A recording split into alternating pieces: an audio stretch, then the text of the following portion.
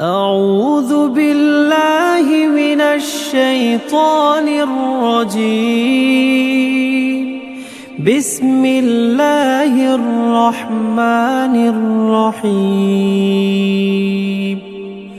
الرحمن علم القرآن خلق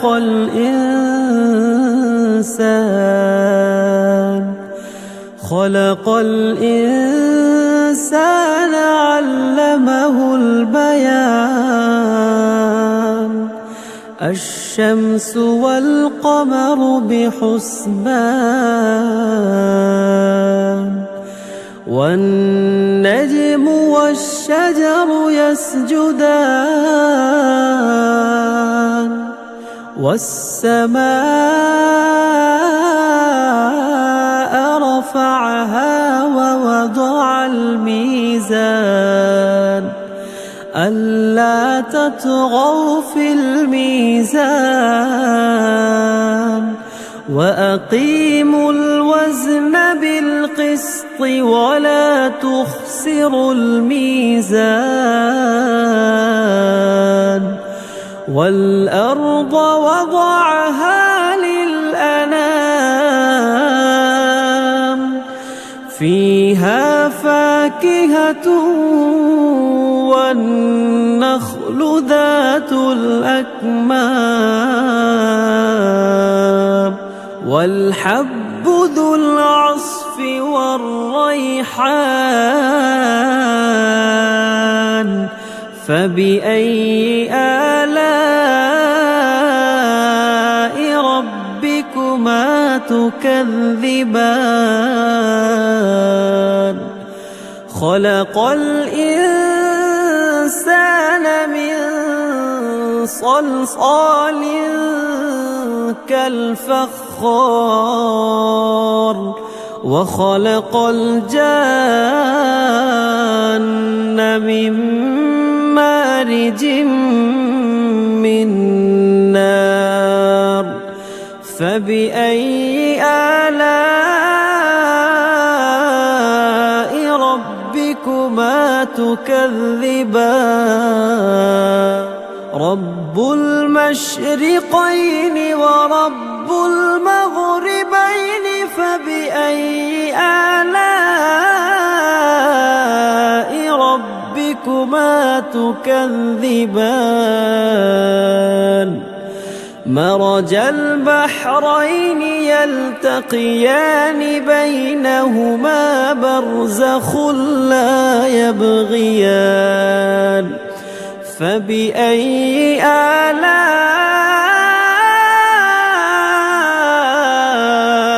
ربكما تكذبان؟ يخرج منهما اللؤلؤ والمرجان فبأي آلاء ربكما تكذبان؟ وله الجوار المنشآت في البحر كالأعلام. فبأي آلاء ربكما تكذبان؟ كل من عليها فان ويبقى وجه ربك ذو الجلال والإكرام. فبأي آلاء ربكما تكذبان؟ يسأله من في السماوات والأرض كل يوم هو في شأن. فبأي آلاء ربكما تكذبان؟ سنفرغ لكم أيها الثقلان. فبأي آلاء ربكما تكذبان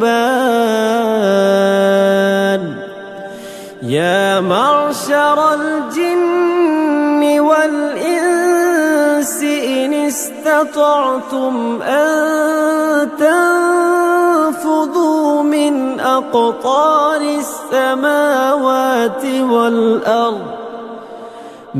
أقطار السماوات والأرض فانفذوا لا تنفذون إلا بسلطان فبأي آلاء ربكما تكذبان يرسل عليكما شواظ من نار ونحاس فلا تنتصران فبأي آلاء ربكما تكذبان فإذا انشقت السماء فكانت وردة كالدهان فبأي آلاء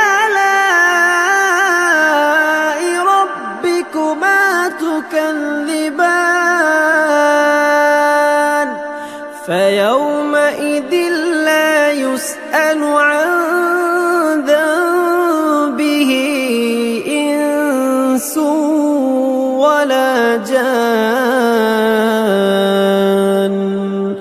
فبأي آلاء ربكما تكذبان يعرف المجرمون بسيماهم فيؤخذ بالنواصي والأقدام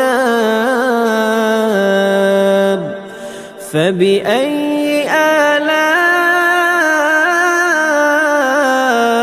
ربكما تكذبان هذه جهنم التي يكذب بها المجرمون يطوفون بينها وبين حميم آن فبأي آلاء ربكما تكذبان ولمن خاف مقام ربه جنتان فبأي آلاء ربكما تكذبان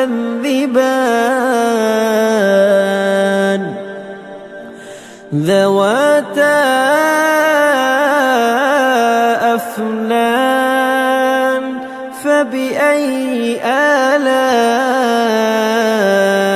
ربكما تكذبان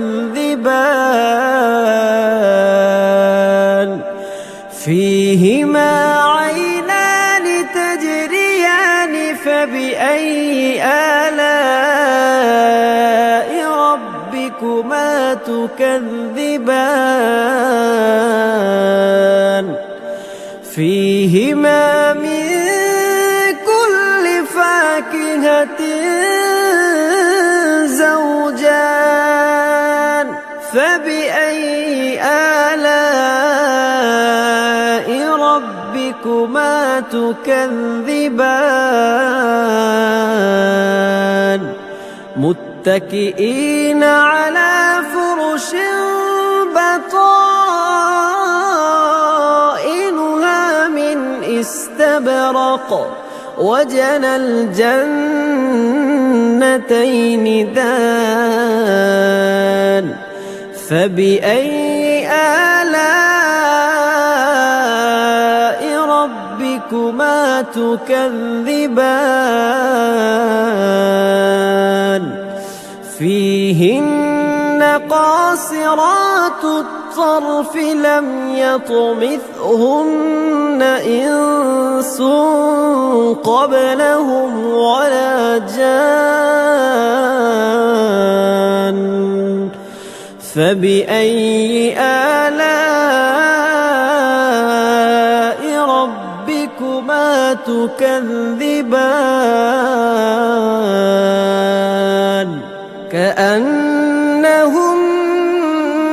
الياقوت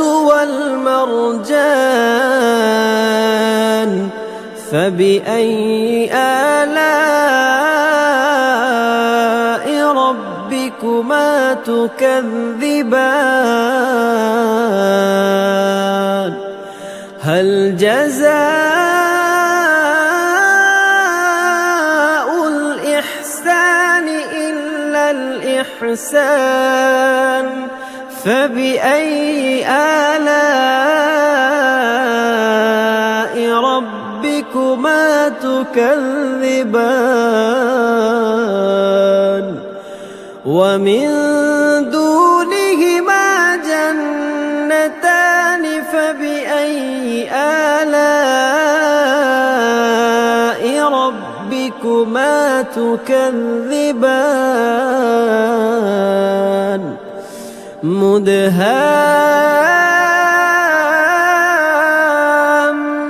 مدهامتان فبأي آلاء ربكما تكذبان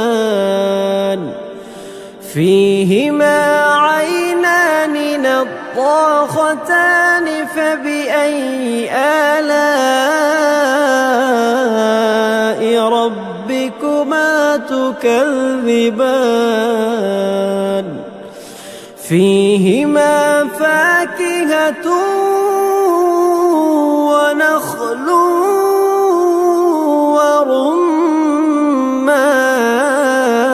ورمان فبأي آلاء ربكما تكذبان فيهن خيرات حسان فبأي آلاء ربكما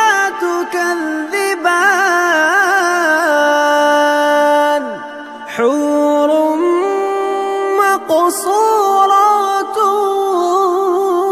في الخيام فبأي آلاء ربكما تكذبان لم يطمثهن إنس قبلهم ولا جان فبأي آلاء ربكما تكذبان متكئين على رفرف خضر وعبقري حسان فبأي آلاء ربكما تكذبان